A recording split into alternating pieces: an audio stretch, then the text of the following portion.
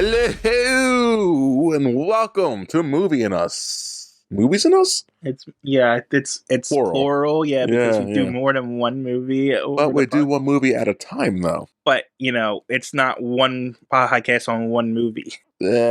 True. Anyways, this is the movie review show that reviews movie John movies from the beginning. Sometimes I'm your host, Marcus. I'm DJ. And today we're going to review the 2004 second retelling, The Punisher. Sorry. Second Yeah, that's what it is, right? He stumbled there. I was looking at something. This movie came out in 2004, April 16th. It's got a runtime of 123 minutes. That's 2 hours and 3 minutes? Yeah, math. Came out in the United States.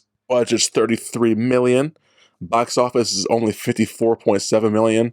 See, saying that, like, nowadays, perspective-wise, that is such a low budget and return for a movie, of a comic book movie. But it still made a profit. Oh, it definitely made a profit. I'm not knocking it, but just like today, movies make hundreds, multi-hundreds of millions, and Yeah, but only sometimes the break really billions. popular ones. Well, even like the Logans, I guess that made about that much too. Anyway, speaking of box office, let's get this out the way. This movie in 2004 ranked very low at number 94, right above Open Water and right below Spanglish. This movie was directed by Jonathan Hensleigh. Hensley, okay. Written by Jonathan Hensley and Michael France. I don't care about based on, produced Is by... it France or Franks? I don't know. Let's look at this. I know there's a Michael Franks in Hollywood, isn't there? It could be Michael Franks. But it might be France. It's spelt like France. Well, it could be close. He did the screenplay for his Cliffhanger and some James Bond films, so it might be who we're talking about then. I don't know. Produced by Avi... Oh, wait a second. I know that name. We saw his name before. What, Avi Arad? Yeah. What else did he do? He did the Spider-Man Spider-Verse movie recently. Daredevil. Daredevil? Okay. And Hulk. Yeah, see, I know that. Like, we've seen this guy multiple times. Yeah. Oh, Metal Gear Solid game, too. Makes sense. Yeah, pretty cool. Sorry. And he was also the executive producer on Blade, X-Men Blade 2. He's a Marvel guy. So. Yeah, apparently. Is he still around? Well, I just said he did the Spider-Verse, so yeah. This movie is starring... Oh, it was also produced by Gail Ann Hurd. This movie stars Thomas Jane as the Punisher. I looked him up because he sounded familiar. Yeah? Like his voice and stuff. Never seen anything he's been in. Really? Yeah. I've seen this. He doesn't play. Who plays Harvey Dent? What? You got to be more specific. Dark Knight. In the Dark Knight? Oh. Because they look familiar, but they're not the same. It's not him, no. In fact, the only movie I recognized him from was the Buffy Vampire Slayer of 1992. Who, Thomas Jane? Yeah. He was in The Mist. It's a good movie. I don't think I've seen it. Oh, and Face Off. I've seen Face Off. Was he in Face Off? Apparently. He was some guy named Burke Hicks in Face Off. No way. Yeah. Holy crap. I don't believe that. Yeah, because I looked him up because he looked familiar, but I could not figure it out. Deep Blue Sea. I did the same thing with his wife in this. She looked familiar. I was like, I know this actress, and know why I know her? Why? From the Super Mario Brothers movie in 1992. Oh my gosh, you're right. We'll mention her. Yeah, Josh Travolta as Howard Saint. Samantha Mathis as Maria Castle Frank's wife. So yeah, she was Princess Peach. She was Princess Peach in the Super Mario Brothers. Yes, you're right. Holy crap, that's so good. We have Laura Herring as Livia Saint. Will Patson. Is he the bodyguard? He's best friend. His best friend. Yeah, Quentin, I think his name is. Roy Scheider. He's one of the goons. Ben Foster, whoever he plays, and Rebecca. He's actually Ben Foster. Ben Foster plays the guy with the lip earrings. Oh, yeah. And that's one of the few characters that's actually in the comics. Oh, I hate it. We'll get to them. Joan, the other neighbor, is played by Rebecca Romijn Stamos, who's played Mystique in the X-Men. Yeah, is she the one who's she's not on IMDb. Is she dating or married to John Stamos? Or no? I think we had this conversation before. I don't know. I think we did look it up. I think I asked you that question. You did. And I think we came to the conclusion that no, she actually isn't. That's sad. Who's he married to? I'm going to look this up now so we can get that answer. Well, I'm going to go through the rest of the cast real quick. Yeah, please do. I'm sorry. John Pinette Benetti. He's a comedian. He's a comedian, yes. Yes. He plays, what's his name, Bubbo or some stupid shit like that? Nathaniel Bumpo, who was also a character from the comics, I think. Okay. Marcus Johns, Russell Andrews, James Carpinio, Laura Herron, which I think you said, Eddie Jemison, Eduardo Yanez, Amar Avelli, Kevin Nash, who's a wrestler. Was he the big dude? He was the Russian. Oh, okay. Yeah. And he was also Shredder in the second Teenage Mutant Ninja Turtles. Oh, no way. Yeah, I think we talked about that too. That's interesting. Mark Holly, Roy Schneider, Tom Nowalski, Verl Jones, Marco St. Johns, Hank Stone, Rick Amherst, and Carly Keys. It's a decent cast, but it didn't really save the movie. No. Some behind the scenes stuff I didn't find interesting. Did you find anything interesting? They didn't get the budget they wanted for it, so they had to cut the script a lot. Yeah, which is sad because, I mean, honestly, this movie didn't feel cheap. It's just, I could see how it could have been bigger, I guess. Right, and the film did in Florida for that reason too, which I kind of figured because anything that's filmed in Florida is usually because it's cheaper there. Right. It was the first major independent release, their first major independent release as an equity owner with a thing. Rather than them selling the rights to it, they actually still had they got parts of the profits and stuff of it. Where they contributed characters and creative support to lower budget pictures in exchange for financial stakes and a negative cost. What's all that mean? That's all gibberish to me. So essentially, they contributed their characters and did creative input on how the story should go, in exchange for financial stakes in the net expense profits after, the cost producing shoot the film and stuff like that. See, I don't get that. Like, what they get out of that then? In exchange for the net profits? Essentially, the profits made after everything has been paid for, like the actors and shoots and stuff like that, any profits made of that, they got a cut of that profit. See, I got that. I just feel like the low return on this movie, even though it did make its money back and was double its budget. Like, I feel like no one made money out of this movie. Well, they must have made some. Well, that's the other thing, though. That was just Marvel. They got that cut. That's what I'm saying. So everyone has their hands in this movie. Which is why I guess they had a cancel sequel and reboot, I guess, later on. It just felt, if that's the deal, like, who profits the most out of that? I think everybody got a piece of the profits, but I think that's what it was. I don't think it was like someone made all the money. Yeah. I mean, a profit's a profit, even if it's just $1. For sure, but some people are greedy. It's Hollywood. So I suspect, I'm going to make all the monies. Well, that's why there wasn't a direct sequel. Well, there wasn't a direct sequel because the main actor had creative differences. Which is interesting. So they rebooted it. Well, the main actor didn't want to play superhero movies, but when he was pitched to Punisher and from the art of it, he read the comics and really got into the Punisher, so he was a fan. I wonder, so did he like this movie, Thomas Jane? I haven't seen anything about that. I'm looking at it right now. Yeah, interesting. Yeah, I didn't find anything about that. But yeah, that's all the behind the scenes stuff. There's nothing, it's, basic dramas and stuff like that. Nothing really. Had the idea back in the 90s and 80s, finally made in 2000s. Typical. Well, no, actually, this one wasn't like that one. No, I'm saying this one. Wait, what do you mean with this one? This one actually didn't start until 97. Yeah, it's still a long time. 7-year difference. Yeah, but it's not like it was started in 84 and released in 2000. True, true. Very true. Yeah, movies take a while to make. That's just how it is. Yeah. So yeah. Anything else for Get This movie? The universe number is 58,732. 50,732. Yep, that's go play those numbers, ladies and gentlemen. Might have some money. And I'm not going to get too much into the comic lore into this one, but I will say, because it's kind of a mishmash of things, so there's a bunch of story elements from different things, and you can actually tell because I got a list of comics this is based off of, this movie. It's based off of the Punisher Year One comics, the Welcome Back Frank comics. They took scenes from stories from Marvel Presents The Punisher #2, Marvel Super Action feature in The Punisher #1, The Punisher Warzone, and The Punisher War Journal. I thought you were going to say, God, I hate my... You said Punisher Warzone, and this I think I say Punisher Wardrobe. Like, why is that a title? War Journal. Okay. War Journal, yeah. So they took scenes from those other four.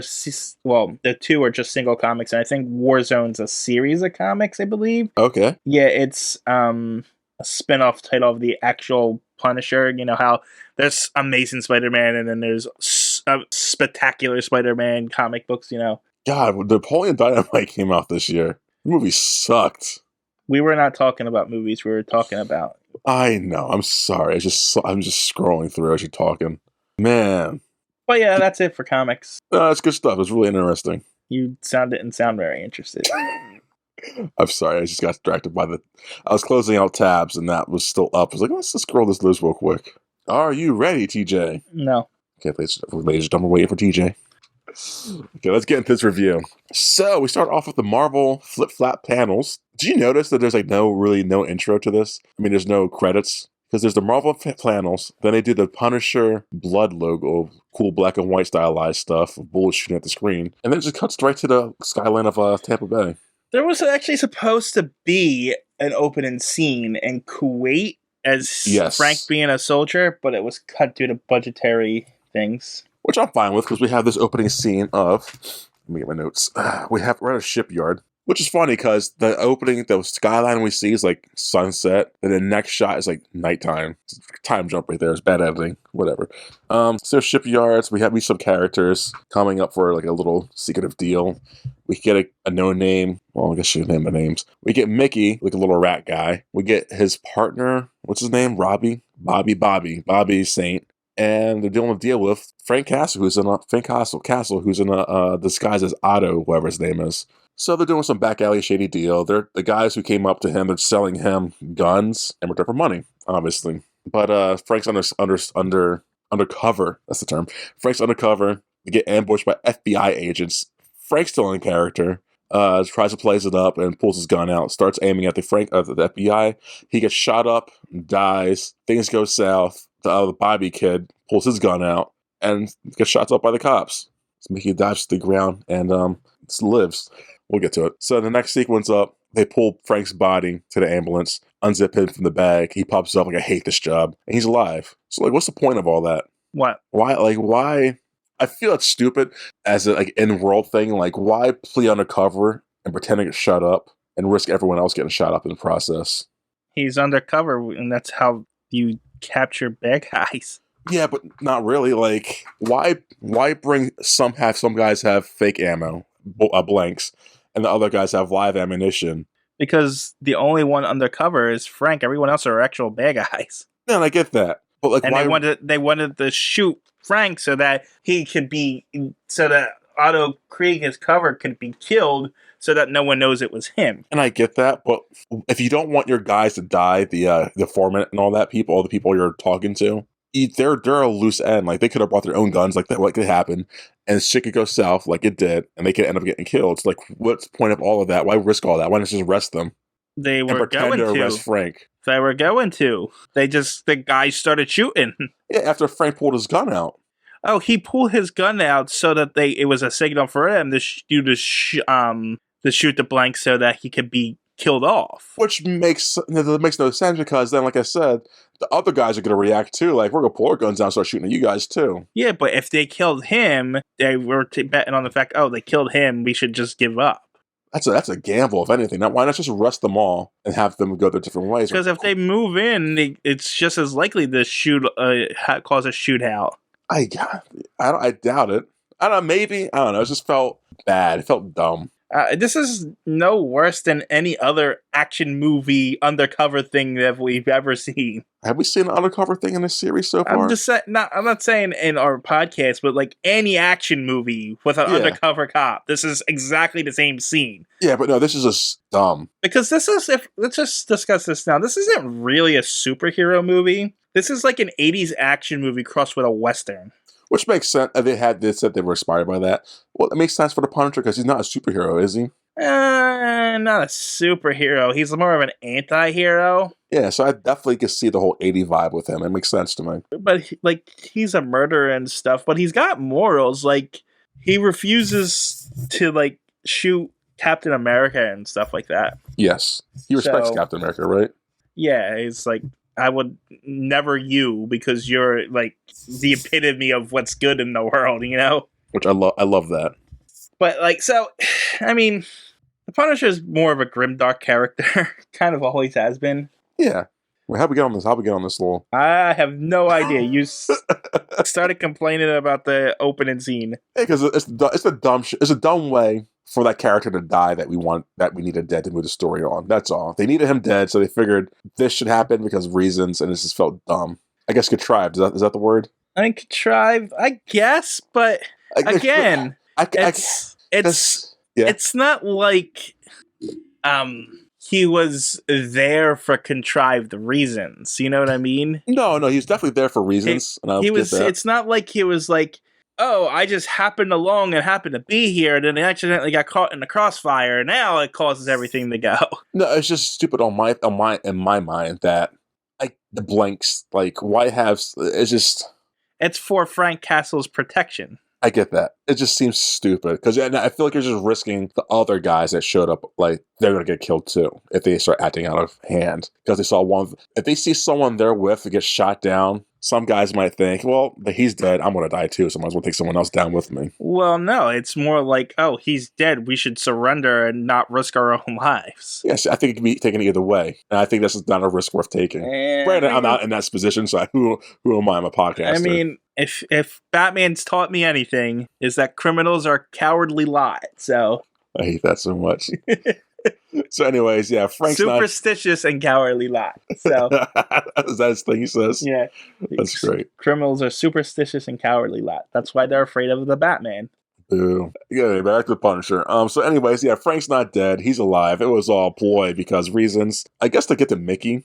What was the purpose of that? Like, it was Mickey decided he was going to start gun smuggling or something like that. Oh, okay, that's right.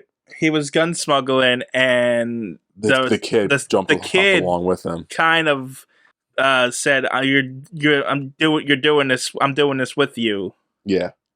The kid, by the way, his name's Robbie, right? Robbie Saint. He's the main bad guy's son, and he ends up dead in the shootout. Yep. So Punisher's not happy, Frank Castle's not happy about that. It's like, no one should have gotten hurt, etc., etc. Anyways, so the next sequence is a mansion. We can all assume it's not Frank. It's Mr. and Mrs. Saint's mansion. Some guys walk in, they deliver the news. Your son's dead. Mom collapses. Their other son delivers the news. Is it the other son that delivers the news? Yeah. Okay, yeah. I didn't realize they had another son until 25 minutes into the movie. Yeah, they have another son.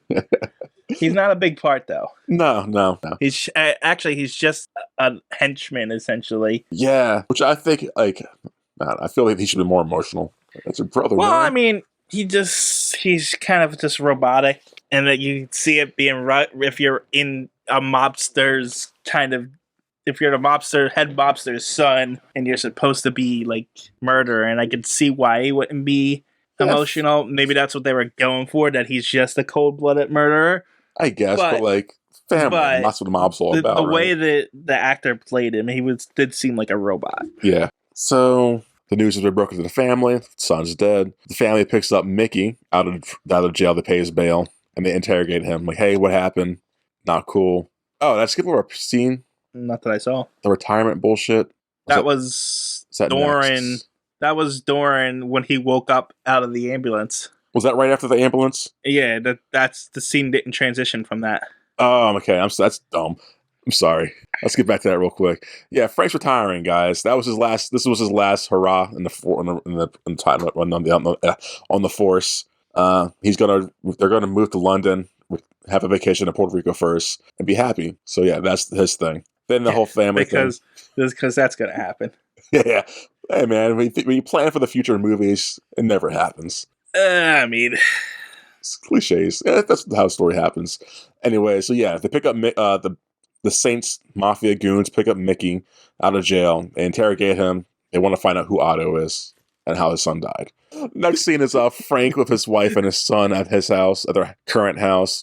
Just bonding, character development. Hey, I got a son, I got a wife. They're gonna die later, guys. Yeah, you got to know these characters before we murder them. That's cute family. Like I said, the mom from Princess Super Peach. Mario Bros. That's crazy. That's so spot. It was bothering me the whole movie until you just said that. Thank you. And the son's resentful about the movement. Like, I don't want to move again, Dad. We keep doing it every year. I promise not the last one. Until you move it to your cat. That's dark. Well, to be fair, it is the last one.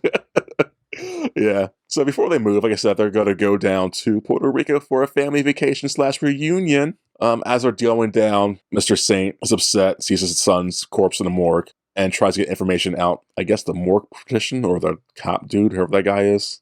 That's Frank Castle's partner, I want to say. They don't really dive into it, but yeah, I assume. Yeah, I mean, if you remember the last Punisher movie, I think he had a partner in that one, Yeah, and I think that's who that's supposed to be. which makes sense. And yeah, so he does that.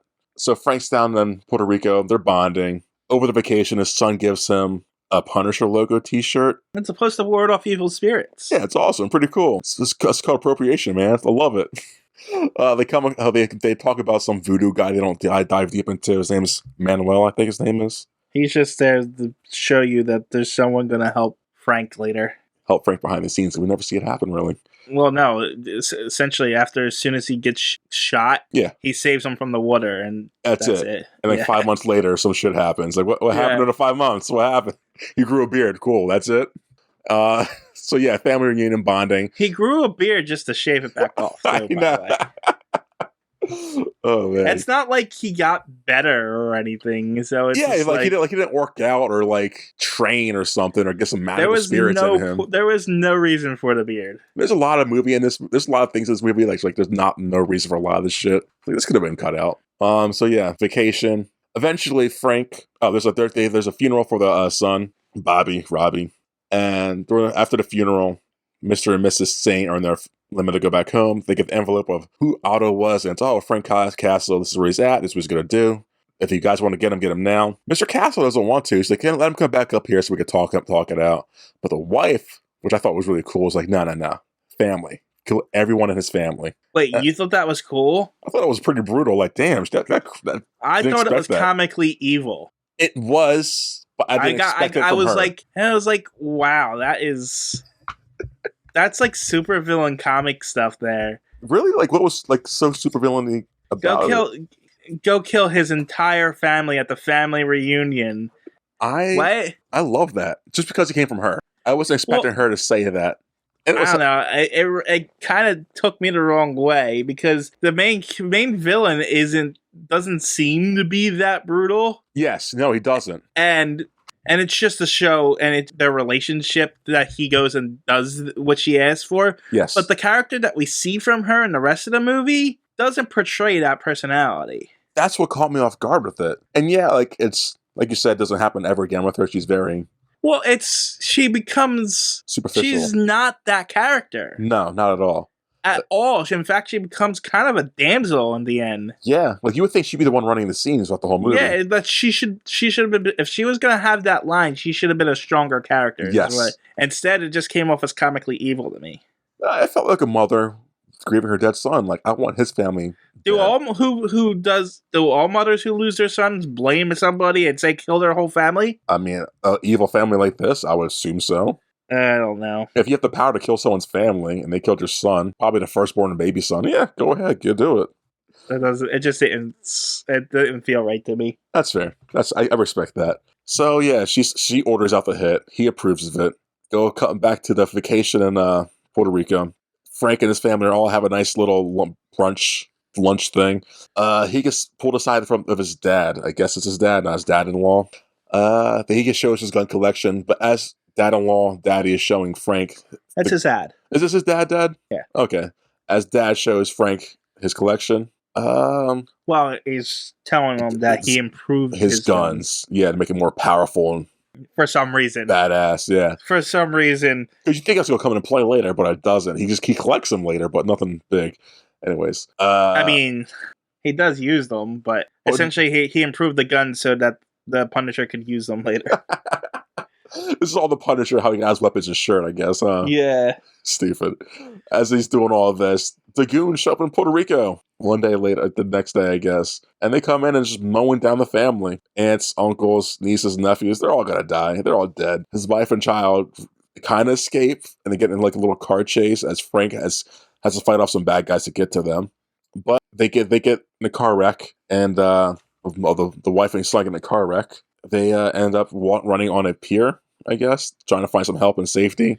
Well, they saw their grandfather's boat. Yes. So Yeah. And, well, that's too little to no avail because the bad guys are chasing them down with a car, with a nice pickup truck, and they decide to make them roadkill and run over Frank's wife and son.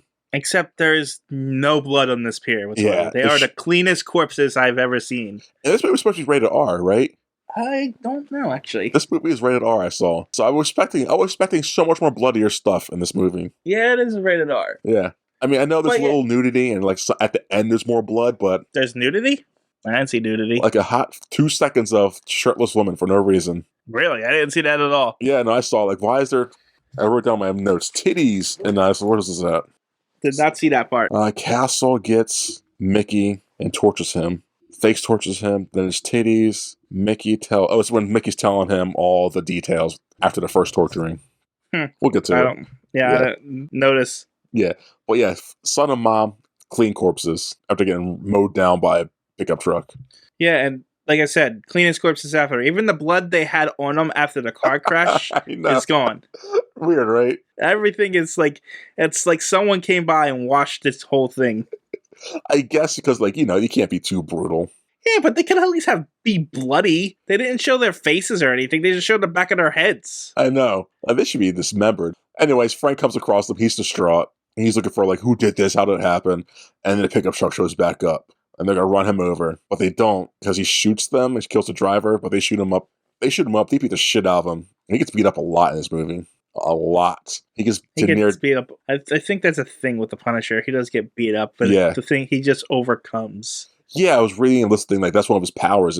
One of his biggest thing is he could take a good beating because he's trained to take such good beatings and is so used to it. Yeah, which is pretty cool. High threshold of pain. So he gets his crap beat out of him. He gets shot in the knees and arms. In the chest, they kind of execute him, kind of. And then they said, this is the part I didn't understand. They were sent there to kill him. Yeah. They shoot him in the chest. Did they miss? They shot him in the chest. They definitely got him in the chest. Yeah, I know. But did they miss the heart or something? They didn't explain this. They don't. Because they walk away and set the thing on fire and explode him. He should be dead. Like, if they're going to execute him, shoot him in the head. First off. And so were they going to burn him alive? Because if they did, they didn't really follow up very well. No, they didn't. They took a trip down to Puerto Rico for nothing at this point. They murdered everyone else very efficiently. But for Frank Castle, they were like, we got a little lazy towards the end. Yeah, that car chase kind of let them out, I guess. Like, we're tired. Gotta fill the car back up. Yeah, they explode the pier. Frank blows up into the water. He's alive somehow, floats away, and Manuel comes across them and saves them. Yeah, so Frank is getting recuperated. After that, the Saints get the news that Punisher's been killed, hopefully. Well, that he's been killed, and they celebrate him. They're going to a gala, a party, I guess, or throwing one. I don't know what's going on here. Kind of. I don't know. It's. I think he owns a club, and I think that's what this was. Makes sense. What's is he a mob boss? Is he own shit? Is he just a bank guy? I don't know. I think he might be a car salesman. He could, because they don't really tell you what he does. The end. Well, he definitely banks for the end. Oh, it's so dumb. But the end, he has his own car lot. Yeah. So, but they do show gangsters, and he's holding money for gangsters, or exactly runs their finances or something like that. That's what I thought he was. Is he the money man? What's his title in this? Just bad guy number whatever, I guess. Yeah, at the party we see his wife. He makes his wife dance with his best friend Quentin, and so he can talk to his business associates. Yes, and he sees that this is where we kind of learn that he has trust issues with his wife for some reason. Even though she's been loyal with him for 8 years. He's just a jealous guy. I think that was the idea. Yeah. Even the song that's singing here was about jealousy. Oh, was it? I didn't get up on that. I'm stupid. But yeah, so Quentin gets his wife some earrings, but come into play later after the dance, and they have a little love-making session. We don't see it turns to black. And then 5 months later, I guess, Punisher is... Does it say 5 months later? It doesn't, but he's healed up and has a beard, but at this point, because it goes to black, and then the Punisher and Manuel are headed back to the massacred home. And no one's come by and cleaned the house up or... Right? or there's no like tape around the house. No, there's like a or- very little caution tape on the doors, and that's it. They just got the bodies, and they left the house in this disarray. They left all their shit in the house. I don't know. Makes no sense because he has the full on beard right at this point. Right. He's limping, and we don't know what happened on the island. Maybe just Manuel put some good magic potion. Does he have any like mystical shit like that in him in the comics? Punisher? Yeah. I think he became an angel at one point, Oh, really? and I think he became Frankenstein at one point too. I think you told me this last time. I don't remember. That's funny. So, anyways, here he picks up he gathers up the T-shirt with the Punisher logo. He gathers up his picture of his family and the guns. He's going to go on a revenge rampage. He says a great line. Manuel says to him, "Stay with God," and Punisher says back to Manuel, "God's going to sit this one out." And I love that line, TJ. Next time play a Paladin, I'm saying that. Okay. It's a great line. God's going to sit this one out. And so, yeah, we cut to Mr. Frank Castle in Tampa Bay, and he has a little montage of making his house, apartment, kind of militaristic, but not really. He's working on his car he has and making it better and bigger and It stronger. looked like he built the car. Yeah. That comes in one time and then is done. I mean, at least they pay it off. I guess. That's something. He's making his costume. And we introduced to his neighbors. His really annoying fucking neighbors. I hate it every second of. Oh yeah, I didn't mind them. It just felt like this is a Punisher movie. I don't need no comic six. I don't need 3 or 2 slapstick people and one. Well, 2 characters are actually in the comics. So who is? The guy John Panette plays and the Erin guy. Okay, so there's 3 people. Joan, there's Bumbo, and Dave. Yeah. Dave and Bumbo, I think, are from the comics. Okay. Joan, I think, is just thrown in there to have another love interest. Which I think is weird to have so soon for him. I mean, doesn't go anywhere, so... Yeah, it's like, what's the point of that? She's just there to, maybe you shouldn't drink yourself to death. I've been through this stuff before, Try and let go of all that pain. Fair, I guess. That's all that's all she did. She's there for. Yeah. So yeah, the neighbors are snooping on Frank, and is like, "Who is this guy? He's mysterious. He's pretty cool. I don't know. I'm gonna keep my distance. Going to work." So that night, Punisher Frank kidnaps Mickey, the guy from the beginning who was there when the kid got killed, and Punisher kind of tortures him. Not really. Not really. He threatens him. This was the lamest punishment I've ever seen. Oh my god! Torture scene that I've ever seen. Again, I'm expecting something really bloody and like gruesome. No, he puts a popsicle on the guy's back after showing him a flamethrower torture He thing. starts cooking in a steak with the flamethrower. Yeah, it's like, this is mental warfare, which is pretty cool. It shows that he's smart and kind of caring still, but it's like, man, dumb. But he gets information out of Mickey of how the Saints operate. Mr. and Mrs. Saint are very repetitive and predictable, thank you. And the son is the living son's this sleazebag. He likes girls and just likes money. So when he's torturing Mickey, is this where the Punisher becomes the Punisher? I don't get it. Are you punishing me? That's all I got. Okay. Oh, this is the titty sequence, by the way, TJ. What? This is the sequence about breastises with ladies being naked. I didn't notice at all. I know, it's caught me off guard. It's like, what? This is the first one, I guess, in our list of nudity, huh? Is it? I would think so, right? I don't think any Batman's. Oh, Batman. Batman had it, I think, right? Or no? No. One of the Tim Burton ones? Batman wouldn't have had it. No. Captain America. Steel. No. Blade. Maybe Blade. I'm thinking Blade. Maybe Blade. Yeah. But I don't know. And Gen 13, that weird cartoon with weird shower sequence. That one definitely yeah. had it, yes. That was weird. So yeah, this is where he's finds out Mr. and Mrs. Saint are what's the word? Predictable. They're predictable. Oh yeah. The son's sleazebag. And the best friend, Quentin, he's gay secretly. And no one knows because it's bad in 2008 to be gay. And I just found that weird. Like, oh yeah, that's a taboo for people. I forgot about that. So, yeah. Well, the whole mobster thing was at that time. Yeah, I get that. I am not seeing this nudity. I don't know what the hell you're talking about. There was a sequence in that part. Are you looking for it? It was fast. It was like 2 women shirtless while they were like carrying around money or alcohol or something. I did not have that scene. No? I mean, there's a scene with the son when he's with 2 girls and one of them comes over and you can see her ass. Nope. Nope. It's during that scene. I'm looking at it right now. Hold on. I'm not seeing it at all. It's just saying. I'm just saying I would have noticed. It's not in your face. It's like if they're doing it. Did I miss it? Hold on. I'm watching this right now. Yeah, I do not see this at all. I got to saw the ass too. Why did I write down? I saw titties, TJ. Are you sure you just wanted to see titties? Because I didn't see them. No, it's just really like, why are they showing? Where the fuck's that? I don't know what you're talking about. It's like I was pretty sure I remember because the only scene that I saw was that one girl's ass. That was it. So I wrote it down. So it caught me off guard, and I forgot some of what was happening in the scenes. So I was like, I saw boobies. Sear steak, huh? Yeah, I did. I was like, I don't know what you're talking about. I don't have that scene. Maybe what? Man, I'm crazy. Anyway, it's not a big deal. It's just boobs, people. We all see them. It's not that I was searching it out. I just know I would have noticed, and I didn't. That scene's not in the movie. I'm like, Yeah, and I wrote that down because I thought you would have noticed it, so I want to talk to you about it. I would have noticed it, but it's not there. No, I'm not. I don't believe this. God damn it, you're right. I'm skimming. No. You sure you weren't watching something else at the same time? I might have been, honestly. Yeah. What about the sequence right here? Hold on. I'm skipping ahead now. No, yeah, weird. It was so vivid. I saw it. I'm sure you saw did. it, TJ. Why would I make this up? I don't know. I don't know why Now I have to go back. Your brain is working the way it is. No, here it is right now. Now I have to go back in his damn podcast. Wait. Oh, okay. Got it. Hold on. It's during an interrogation sequence.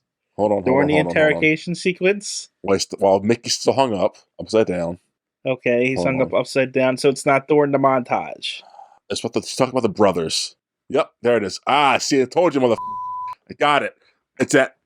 My thing's in the way. Hold on. I'll tell you the minutes. Oh, okay. 43:57. All right, now I see it. Yeah, they're in the background. That's why it's like that thing's not in your face, but when you see it, like, oh wait, there's boobies in here. The prostitution. When they were talking about prostitution. Yes. I did not notice them. I was going crazy for a second. Spent a good 10 minutes talking about this. Yeah, okay. Because I didn't know what you were talking about. I was like, I didn't catch it. I think when I saw that scene, I just assumed they were all in bras. Oh, okay. Yeah, no, I thought so too until I saw the first one. Wait, what? Did I just see that? The second one lady walked past, like, oh wow, yeah, some people are naked in this. I'm also watching it with subtitles on. Oh, and really? The subtitles are blocking, kind of blocking it out. That's good. That's family friendly of them. I like that. Yeah. So that's why I didn't notice. Okay. So the moral of that story, guys, there's a pair of breasts in this movie. Two pairs, yeah. So yeah, anyways, best friend's gay. Frank Castle has photos of it. All this comes into play later, guys. And now Punisher, Frank Castle decides, I'm going to confront the police, the chief of police. And yeah, it's them, right? They're not politicians. No, it's the cops that he was... Okay. Like, from this... This scene is pointless, though. It is. I mean, he pretty much goes there and says, you didn't do anything about the people who killed my family. And they're like, no, we didn't. And that's the end of the scene. Yeah. One, it happened in Puerto Rico. They don't have jurisdiction in Puerto Rico. Do we not? No, aren't they our territory? Granted, they don't have jurisdiction. Well, I guess it is the FBI. I guess he is an FBI agent, isn't he? Yeah. He's not just an undercover cop. They don't tell us much about it. I don't know. I think he's an FBI agent. And I think the FBI has jurisdiction in the U.S. And you're right. I think Puerto Rico may be a territory. They're definitely a territory, but I don't know legally how that works with our cops and shit like that. Because they're not a state. Continue. I'll figure it out. So after Frank makes a scene like, hey, I'm still alive, guys. I'm pissed at you. I'm going to take the law in my own hands, pretty much. He goes to take the law in his own hands. He goes to, I guess, the Saints Tower, Mr. Saints Tower, because he has got multiple buildings that are huge skyscrapers, and infiltrates. He beats up some janitor rookie guys for some reason, and he goes to the top floor where the money launderings happen. And he says, "Hey guys, I'm gonna kill you, but I'm not gonna kill you." He says, "Hey guys, put the money in the bag, and let's make a big scene." So the FBI has more than 50 field offices in Puerto Rico. Oh, interesting. But these guys are in New York. It would probably be the guys in Puerto Rico to be in charge of that. But he probably expect them to communicate or whatever. Yeah, but if at the same time you're supposed to like recuse yourself from personal stuff like that. Yeah, you would think so. So they wouldn't be involved with that. They were like, "You're too close to this." So I don't know. It was. Yeah. I just found it kind of like the scene is completely superfluous because Oh yeah. that's the last time we see those cops. Yes. Yeah. You don't see them at the end or anything like that. No, this was that. That's it. Again, this movie could have had a lot cut out. So that's the problem with these early movies. Like a lot of them would cut down like 40, about 20 or 30 minutes, and could have gotten a good story. So yeah, Frank infiltrates Mr. Saint's. Infiltrates the building. Not scales, but gets up to the top level, gets to the money laundering room, has the guys put the money into a big bin, and then he'll dump it out the window, which he does, causing a scene. People start collecting the money. He goes back down and shoots up two guys in the lobby. The good and the bad, the ugly style. A little Mexican standoff. It's pretty cool. An homage.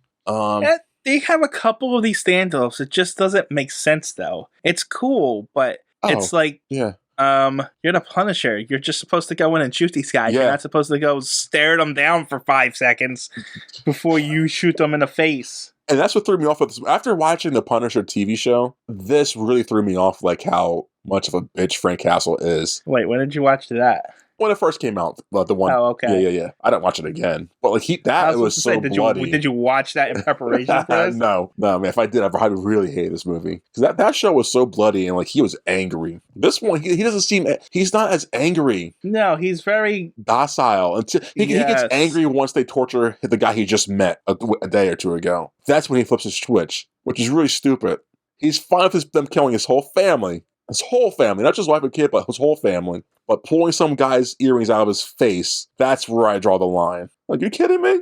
I just took it as he was going to do all this stuff anyway. That just added fuel to the fire. Oh, come on, man. My wife and kid just got run down by a pickup truck. That should have been enough fuel to the fire. And then I got shot up afterwards. But it's not like he wasn't going to continue to do what he does after the earring thing. I don't know, because I don't know, man. I don't know. I didn't feel like he was angry up until that point happens. Well, no, he didn't even seem angry after that.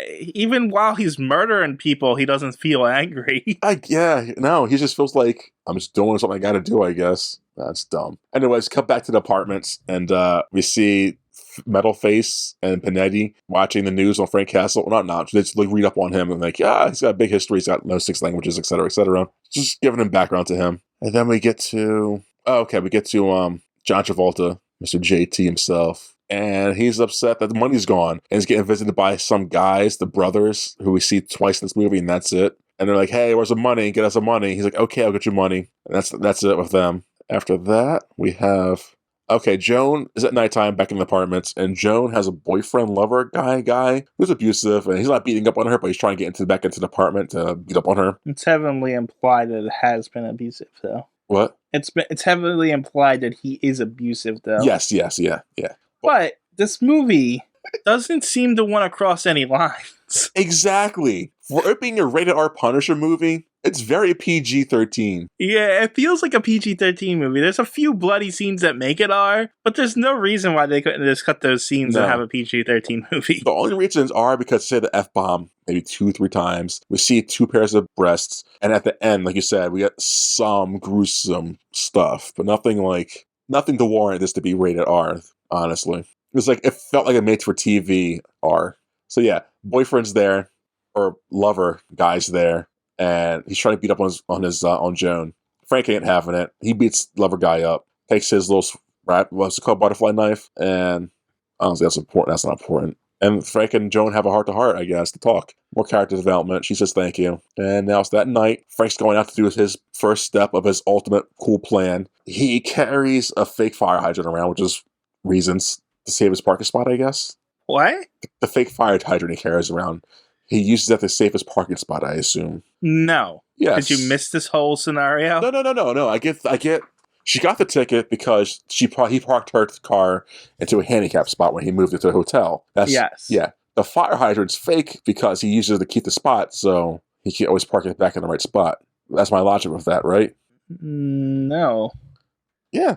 Because he used the fire hydrant to get the ticket. No. Remember, the fire hydrant's he gets the car at the movie theater where she's at. You're right. Okay. Yeah, you're right. He uses it to save the spot, I assume. Yeah, okay. Yes. Yeah, you're right. Yeah. Which is cool, it's clever, but there's probably easier ways than carrying that heavy ass thing around. Where did he get that? Right? Right? Where'd he get it? Why is he carrying it? And like, it's a lot. That's a lot. I don't know, man. I would put some broken glass on the ground or something. Call it a day. So yeah, his plan is get into the car of Mr. Saint's wife, get on the phone that's in there, call the guy who's gay, and tell him I got pictures. I'm taking some money. Go to this hotel so I can pay you the money for the pictures. He's also looking at the earrings in the car because this could come into play later. And while the gay guy's at the hotel he told him to meet up at, Frank drives the car to the hotel, parks it in a handicap spot with no placards or anything like that, lets the car get a ticket at the area where he met the guy is supposed to be. It's convoluted when I'm saying it out loud, but it makes total sense when you're watching it. And then he drives the car back to the... Why not just kill them? Why do all this? Mm. This is so elaborate for no reason. So then he drives her car back to the theater where the Mrs. Saint drives it back to her husband. God, that's really elaborate for no... Oh, he never pays the guy for the photos or sells the photos for the money. We cut back to Mr. Saint. He's asking where his wife's at to his son. He's like, it's Thursday. She's gone, Dad. But Mr. Saint's like, okay. Goes downstairs. He sees his wife and Quentin together. He's got some distrust with them for some reason. He asks Quentin where you were at. He's like, I was doing something, boss. He says some excuse. Later on in the movie, Mickey says to the boss man, Saint, like, oh, Quentin was at the hotel. He must have lied to you, boss, for some reason. They're planting more, Mickey and the Punisher, planting more seeds of distrust into Mr. Saint. God, this is really elaborated, convoluted. Jesus Christ. Just, watching it makes sense, guys. Trust me. Like, listening to me say all this, like, what's going on? The plan is very complicated. It is. Like, is the Punisher that clever in the books? I'm not that familiar with the character. That's fair. I was asking that. I'm sorry. So I feel like he wouldn't go through all this trouble just to kill some people. Maybe he would. I don't know. I mean, it is a better revenge plot to have him kill his own wife and best friend. Yeah, I totally agree. Rather than him just going up and murder them. I agree, but like, I agree. It's a bit convoluted the way he's going about it, but I mean, it does, like you said, it does make sense as you're watching it. Yeah. It's hard to explain without sounding. It's pretty much he's making it look like that his wife and his best friend are having an affair. Yeah. Okay. So after that night, the next day is Joan works at a diner, and so Frank and the other two neighbors eat there in the morning. They're eating breakfast. Frank's by himself eating breakfast, and some guy walks in. His name's Harry Heck. What's his name? Harry Heck. No, see, stupid name. Is that a comic book character? I don't think so. I didn't see anything on him. Okay, he seems like a comic book character. That's what I'm asking, because he carries some medium-sized average. Actually, it looks like he walked out of Desperado. He carries a big acoustic guitar. He gets into the diner, sits down, pulls the acoustic guitar out, and sings to Frank Castle. I don't know where I got John from. He sings a song to Frank saying, hey, you're going to die soon. I don't want to be able to witness it for the most part. Well, no, he's going to die soon and he's going to want to do it. Yeah. So I thought this scene was stupid. Why? Because he's supposed to be an assassin. Yes. And you just walked in and told the guy you're going to assassinate him. Yes. Why not just go in there and kill him? Yeah. And kill the witnesses. Yeah, it's stupid. Yeah, no, it's very dumb. Because after the sequence, there's like a little kind of car chase scene where Harry, I won't keep calling him Henry, Harry meets up behind Frank and just bashes his car. This is the one time we see Frank's car come into use where he puts down the shields as he's getting shot up within it, but he's not getting shot up. Gets out the car afterwards after crashing it and pulls out his knife as Harry walks up to him with a gun. Harry says, you're an idiot for bringing a knife to a gunfight. And then Frank just shoots a knife and it gets right into the guy's jugular and just kills him. Yeah, it's like a spring-loaded knife. Yeah, it's pretty cool, but... So this is where I wanted to bring up. After he kills this Harry Heck, he steals his car. Yes. Now, at this time, the cops know Frank Castle's back in town. Yes, thank you, yes. The gangsters have been finding him everywhere he goes. He's not hard to find. Not at all. There's been a string of bodies. Yep. And now Frank Castle is in possession of the assassin's car that he just murdered. Yes. Why haven't they arrested him yet? Right? Like, I was, like, again, the show does it so much better with having the cops involved, having just the reality of the world being there, having consequences and shit. There's no consequence to what's going on in this world. There is literally a little bit later a dead body at the bottom of his apartment. 2 dead bodies at the bottom of his apartment. Yeah, 2 dead bodies. Where are the cops? So much gunfire, so much explosions in this movie, and no one's like, I don't think once we hear the sirens go off ever for cops.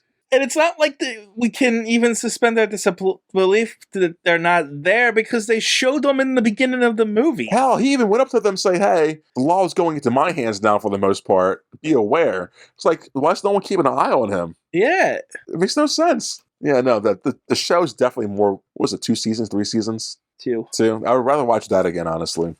God damn. This is my first time watching this. I've watched this one time because I wanted to a long time ago, but forgot about it. So this is I should say my first time watching it all the way through. Really? Yeah, I think I've seen bits and pieces here and there, but never the whole thing. That's fair. God, the ending's so stupid. I mean, this is a long movie too, It is. but it didn't even really feel that long. Weird, right? I had the same feeling. I was like, man, this movie, there's a lot going on, but it doesn't feel like there's a lot going on because everything's just going so fast. And but at the same time, it feels like there's a lot of nothing going on too. Yeah, everything's going. A lot of nothing is going by really fast. Yeah, a lot of nothing is going. That should be the movie. That should be the tagline for the movie. That's so good. But yeah, I had the same feeling. 2 hours kind of flew by with this movie. Yeah. Okay, so yeah, they next night. There's the next night. We're on a boat with there's a lot of money on this boat, and the living son, is operating the boat, I guess. Yes. And he's moving money around. He comes across a claymore. Punisher sabotaged it, and the boat blows up as the son jumps off, saves himself, and he sees the Punisher staring him down. Do claymores beep like that? I would sure hope not, because what's the point of having that then? That's what I was thinking. Because he discovered it because it was beeping. Yeah. Beeping and like, flashing. I don't think they flashed. I don't know. I never held a claymore, but yeah, I don't know. So yeah, we cut to the dad being angry, like we're losing more money. The brothers are coming. I think it's the last time we see the brothers. What are they called, brothers?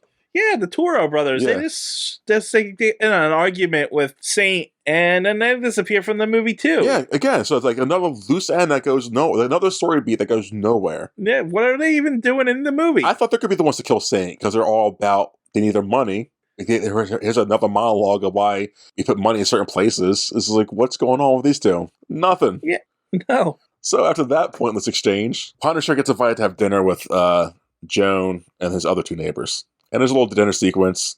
It's pointless. Just character development. I don't hate them because they're good. Everyone's playing their part really well and they're good acting at it. I think they're pointless to have in this movie, if that makes sense. I don't hate these actors. Like, they're all doing great as acting. Like, she's great. Joan's great. Burr is great. And Dave is great. Like, they're all great at what they're doing. I just hate that they're in it because I feel like it's more nothing that's not needed. I mean, it's just to give them like some kind of humanity side of things so that he has some stakes. I guess. I'd rather see more of his wife and the kid, I guess, than this shit. They're dead, though.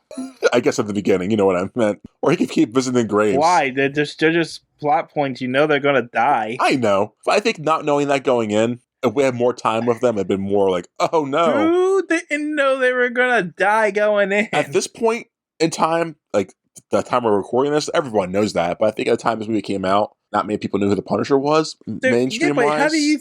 the moment you saw that family and that he was happy, you knew they were going to die. Yeah, maybe. No, definitely. Or else there is no motivation for him to become who he is. I don't know. I don't know. I think if I were to show Punisher to like my nephews or something, and they knew nothing about him, they probably wouldn't expect his family to die so quickly. Or maybe not. Maybe not. I don't know. Maybe not so quickly, but the moment he says, I'm retiring, you knew his family was doomed. Oh, yeah. That's a Hollywood thing. Like, I can't wait to get back to my wife and kids. Like, oh, someone's going to die now. So, yeah, I guess. Yeah, so, I mean, but it's not like no one wouldn't have been able to tell because it's called The Punisher. Yeah, but like maybe... It's a typical revenge plot movie. Yeah. No, you're not wrong. I guess, I don't know. I guess. So, yeah, during dinner, or I guess midway through dinner, after he's done eating his dinner, he goes back to his apartment, get some alcohol in it because he's drunk, kind of. Wild Turkey is his sponsor for his people. And he gets to his apartment. He hears a knock on the door. I think it's the neighbors again. He opens it, and no, it's not. It's Waldo from Where's Waldo. Now, some big Russian. It's Kevin Nash. He's huge, man. He is frighteningly big. And I'm a big guy. I would not want to fight this dude. And he proceeds to beat the crap out of Frank Castle all throughout the apartment. Yeah, this is a scene from the comics. Is it? Yeah. I generally enjoyed this sequence. Except the ending's a little different. Okay. I mean, they both get stabbed up. There's grenades being thrown and hit like baseballs.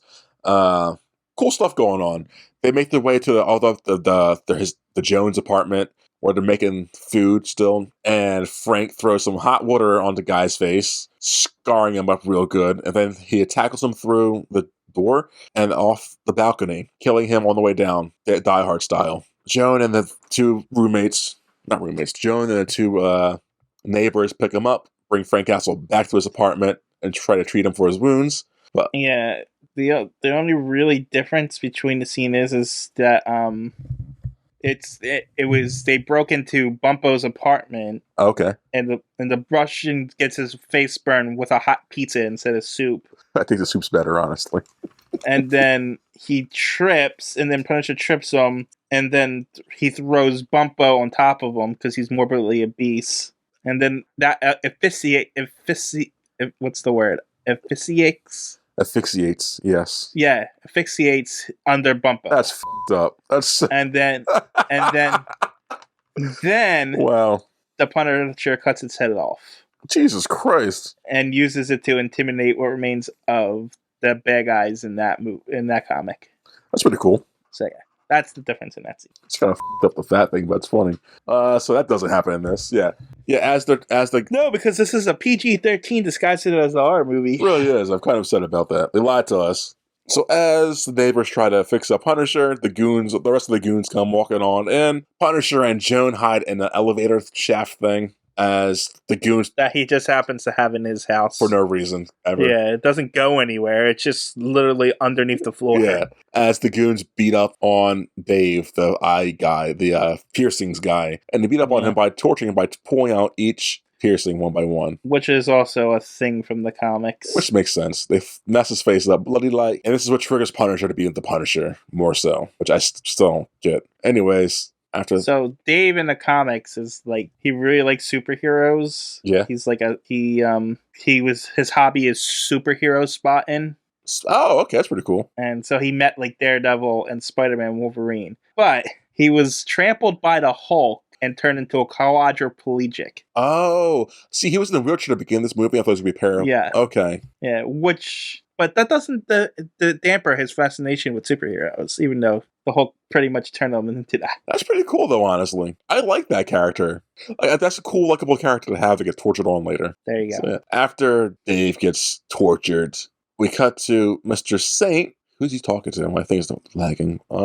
Mr. Saint's like, we're going to hunt down the Punisher. We're going to find him and kill him at all costs. Nothing. And we go back to the Punisher. He comes out of his little stupor. He's angry they messed up Dave's face. Did you skip over the dinner scene? No, that was, I told you, I said the dinner. They had the dinner, and then we led to the Russian. Oh, okay. Was there anything you want to talk about the dinner scene? No, I just didn't remember you saying I at least have like 2 sentences about it because it's so pointless to me. Okay, I was just... Go ahead, continue.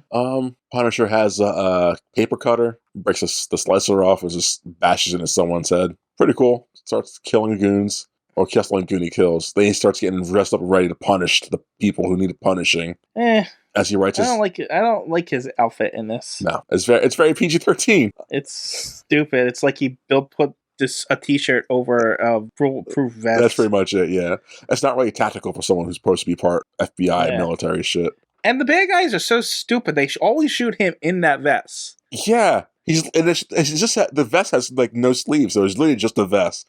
Yeah, they keep shooting him in the vest instead of just, shooting him anywhere else. Literally aiming for the head. The gun's like right next to the guy's stomach. Just pull up, whatever. So Punisher leaves after leaving like a manifesto, and he goes on to add an active plan, puts the fire hydrant back up, tells the guy to go back to the hotel, etc., to keep planting these seeds. John Travolta. Okay, Punisher calls Mickey to tell John Travolta about the ticket from the last time he did all this shit. Travolta has no trust now. He's calling out bullshit to his friend and to his wife. Goes up to his friend first, makes a big monologue, like, I'm going to kill you for the most part. Stabs him to death without getting the guy to tell him what's going on, really. Because he's just Travolta being crazy. Goes to his wife, tells her he knows he's cheating on her, shows her the body, takes her on a car ride to a train crossing, throws her off the top and onto the train railroad, and she gets run over by a train. So he's murdered his best friend and his wife. Then he goes back to his little to his hideout area thing. Has all his goons lined up. Said, "Hey, $50,000 if you're gonna join on this mission to kill Frank, and $50,000 extra for whoever kills him." Made $500,000. A lot of money to kill Frank. As they're hanging out waiting to find Frank, I guess. This is weird. Why? Yeah, they're having a party instead of going to look for him. That's really stupid. Just saying out loud. Here's money to find him. They'll sit here while he finds us. Okay, boss. Frank comes into the place, kills a bunch of goons on the outside. He's about to go into the main part as he gets called, like, "Hey, we need more champagne, buddy." He's like, "Oh, got it." He sends down some champagne with a grenade. They open the champagne and explodes, destroying most of them, killing most of them. Yeah, the champagne just explodes. Well, I mean, it had a grenade under it, but like... There you go. That's more like it. You know what? Come on. No, that's the way you said it. It just made like the champagne exploded, and that was it. For the most part, yeah. Death by bubbly. What happens? He kills some people brutally, stabs some guy in the mouth, shoots someone in the foot. This is the sequence. There's your rated R. Yeah, this is literally the why you got a rated R. Someone shoots him in the vest, like you said, 3 times, because that's a terrible spot to shoot him. And he gets to the last son, who's still living, and puts an 8-pound grenade in his hand, or a claymore, or whatever just like strings it up. If I was a son and I know I was gonna die here, I was just throwing a grenade at Frank, I think, or just let it drop. That's what I would have done. So that they what? Nothing. Oh, wait. Continue. What? Nothing. You know you're gonna die. I was like, we're going down with me, Frank. John Travolta's running because he's a coward. He's the one that dies. His guy blows up in front of his face. Frank is on his way to get John Travolta. They have like a little talking match in the parking lot. John Travolta. A talking match. Not even talk. Frank confronts Travolta after he shoots him in the back a few times. He throws down the pictures of his gay friend. Hey, your friend's gay. Yeah, I had you kill him. Throws down the earrings. Yeah, I had you kill your wife too. You're an idiot. You're jealous and you're an idiot. I'm going to kill you next too. Ties Travolta to the back of a car. As the car starts driving into a car lot. And which he planted C4 under every car, I guess. Not every car, just in the shape of a... Well, you're right. Not every car. Just enough. Just enough to make a Punisher skull, which is really this is stupid. Stupid as the Daredevil's DD. Like, how much time and how much energy? This is... And how did he place out exactly where those cars were in order to do that? And then, like, who's that for? Who's going to see that? Yeah, no one cares. No. It's like... Oh, it's so dumb. So anyways, he gets back to his apartment after killing everybody. Drinks some wild turkey, which I think is funny because this sequence he's going to try to kill himself. So I think it's terrible product placement right there. Drink wild turkey before you kill yourself, guys. It's like the last drink you want. No, wild turkey makes you see visions of your dead wife so you don't kill yourself. Oh, man, so dumb. I wonder how much money they paid for that spot. And so, yeah, he doesn't kill himself because he saw his dead wife. He says goodbye to Joan. And I think that's pretty much it. No, he leaves money for her and his roommates. There's a lot of money for each one of them. Yeah. And he says he has a monologue since I'm the Punisher, and I'm going to start punishing. And that's it. He tells the girl that we'll keep looking in the newspapers for what I'm going to be doing next. Where should I look? She says, what section? He says, the obituaries. So stupid. And I said obituaries to myself jokingly before he said it, and then he said it. I was like, this is dumb. Movie's stupid. And that's the Punisher, guys. Yeah, it's not good. No, it's not bad, but it's definitely not good. Yeah. Like, it's not... I didn't leave this movie angry. No. Or tired. It didn't feel like a long watch. No, but at times, it's like, I don't know why I'm watching this. Yeah, right? Which is interesting. I feel like this is like a special kind of movie. I can see how it has a fan base. I can see how it does not have a fan base. I gave this a 5 out of 10. That's where I'm at, too. Yeah. This is not offensive, but it's not memorable. It's a very average movie. Weirdly, yeah. For 2 hours, it's not the worst. No, it's every 80s action revenge movie ever with a slice of Western in there. That's the thing. It's like very 80s and 2000 for a 2000 movie, but it's not like self-aware enough to be like fun. Yeah, no. It's too serious. Yeah. But like not like a series where it just drags out. It just takes itself seriously. Yeah, it took like the whole movie for him to get to be the Punisher. So seriously, like his family died in the first 30 minutes. Then there's like an hour of nothingness, and then 10 minutes of something. That's where the fault comes. It's for me. Yeah, I guess I'm done talking to these idiots. I also cut it out. What? What?